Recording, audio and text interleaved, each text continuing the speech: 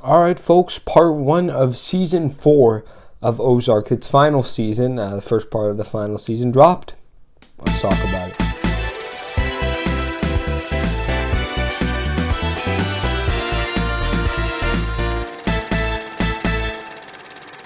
First of all, folks, if you've seen any of the other seasons of Ozark, first thing you need to know here is that there's no difference in quality. Everything every other season does, it manages to do just as good, if not better in some regards.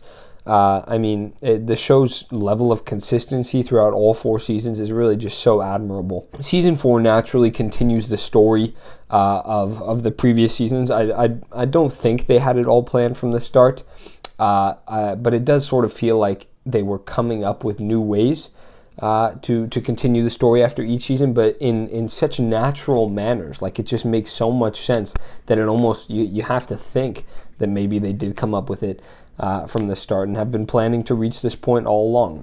Just very admirable how they continue to make it feel so natural, and then also just you can see the end in sight, right? Like the conclusion is definitely nearing for the Bird family. And then I just want to shout out really the tension.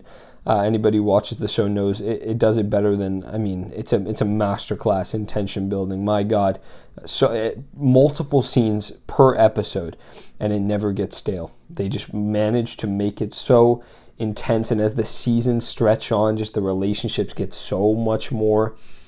It's just like, it's boiling, and it's brilliant the way, it's amazing writing is what it is.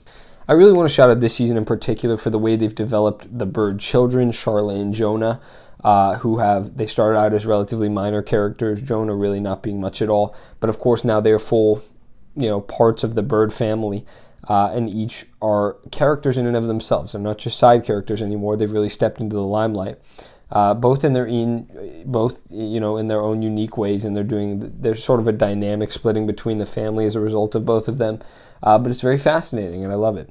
This season introduces a new threat. You've got Javi, who's a part of the Navarro cartel. He is his nephew, I believe, the nephew of the big boss. And he's great. He's intimidating. He's an excellent foil to the Birds. He's psychopathic. He sort of has that edge about him where you just feel that anything could go wrong at any minute. There's a lot of those in crime shows. You got them in Breaking Bad. You got them in Sopranos, but they're good characters, the ones that just feel like at any minute they could do something, and they do that stuff that just completely throws a wrench in everything.